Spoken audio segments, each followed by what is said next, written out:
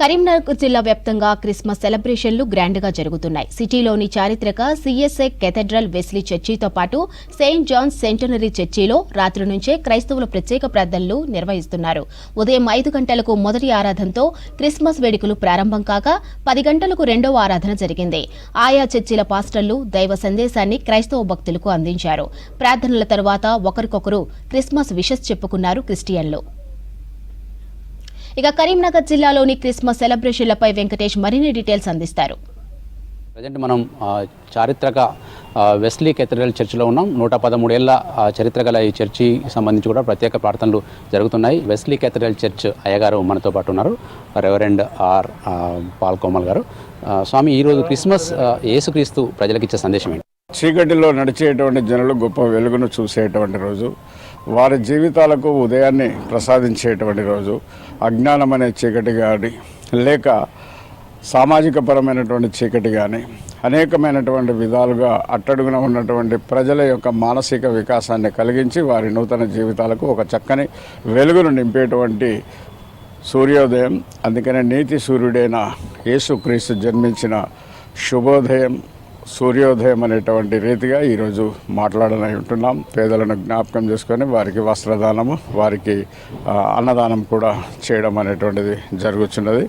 మా సంఘ పెద్దలు కూడా, మా పాస్టర్ సెక్రటరీ గారు, ట్రెజరర్ గారు, మరి కమిటీ పెద్దలు అందరూ కూడా సకాలంలో స్పందించి అన్ని విధములైన చక్కని ఏర్పాట్లు చేసినందుకు వారిని కూడా అభినందిస్తున్నాను.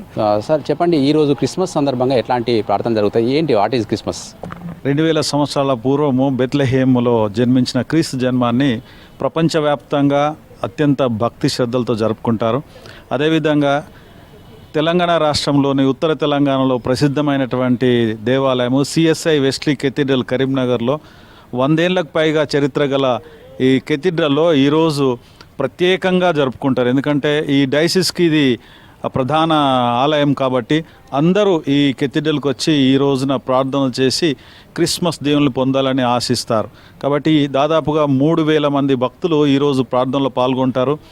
మరి క్రైస్తవులకు అత్యంత ప్రాముఖ్యమైన పండుగ క్రిస్మస్ కాబట్టి ఎంతో సిద్ధపాటుతో, ఎంతో భక్తి శ్రద్ధలతో దీని కొరకు గత నెల నుంచి అనేకమైన ప్రోగ్రాంలు, క్యారల్స్, వివిధ క్రిస్మస్ సెలబ్రేషన్లు జరుపుకుంటూ అంతిమంగా ఈ రోజున క్రీస్తు జన్మాన్ని, క్రిస్మస్ను చాలా ఘనంగా జరుపుకోవడానికి ఉత్సాహంతో వస్తూ ఉంటున్నారు. ముఖ్యంగా ఈ చర్చికి చాలా చరిత్ర ఉంది. బ్రిటిష్ వాళ్ళు కట్టిన ఈ చర్చిలో మెంబర్షిప్ కలిగి ఉండి ఇందులో ఆరాధించడానికి అనేక మంది కోరుకుంటారు. కాబట్టి ఈ రోజున మరి కరీంనగర్లో ఈ ప్రధాన ఆలయంలో క్రిస్మస్లో పాల్గొనడం మా అందరికీ చాలా సంతోషం. మరి ఈ క్రిస్మస్ శుభదినము క్రీస్తు జన్మం ద్వారా ప్రపంచానికి ఒక ఆశాజనకం, ఒక నిరీక్షణ, ఆయన ద్వారా రక్షణ దొరుకుతుంది అనే విశ్వాసంతో భక్తులు ప్రార్థనలు చేస్తుంటారు. కాబట్టి క్రిస్మస్ దీవెనలు అందరికీ, ముఖ్యంగా క్రైస్తవులకు, క్రైస్తవేతరులకు అందరికీ క్రిస్మస్ దిన దీవెనలు కలగాలని, మరి ప్రపంచమంతా శాంతి సమాధానంతో ఉండాలని కోరుకుంటూ ముగిస్తున్నాను. Thank you. మరొక సార్, మీరు ఈ క్రిస్టియానిటీ సంబంధించి కరీంనగర్ జిల్లాలో ఎట్లా ప్రవేశించింది, ఇప్పుడు ఎట్లా ఉంది సార్?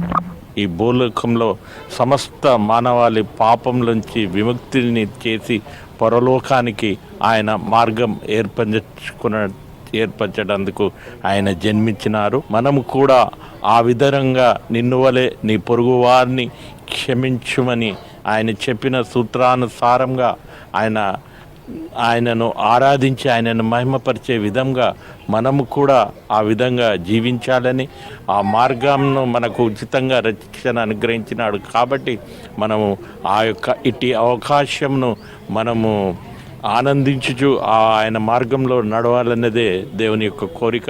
ఎట్లాంటి వేడుకలు జరుపుకుంటున్నారు మీ ఇంట్లో కానీ, ప్రార్థనా మందిరాల్లో కానీ? ఈ క్రిస్మస్ వేడుక ప్రపంచం మొత్తం జరుపుకునే పండుగ, ఏకైక పండుగ. ప్రపంచం మొత్తంలో ఏకైక జరుపుకునే పండుగ క్రిస్మస్ పండుగ.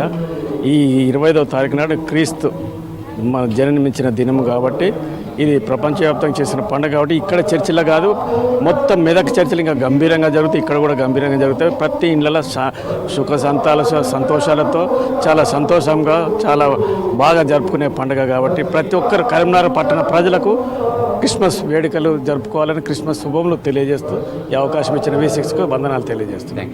క్రిస్మస్ ఇచ్చే సందేశం, యేసుక్రీస్తు ఇచ్చే సందేశం అందరూ సుఖంగా ఉండాలి, తర్వాత అందరూ శాంతియుతంగా జీవించాలని తెలియజేస్తుంది. ఈ మేరకు అన్ని ప్రార్థనా మందిరాల్లో కూడా ప్రత్యేక ప్రార్థనలు నిర్వహిస్తా ఉన్నాం. కెమెరామెన్ కవికుమార్తో వెంకటేష్, V6 న్యూస్, కరీంనగర్ నుంచి.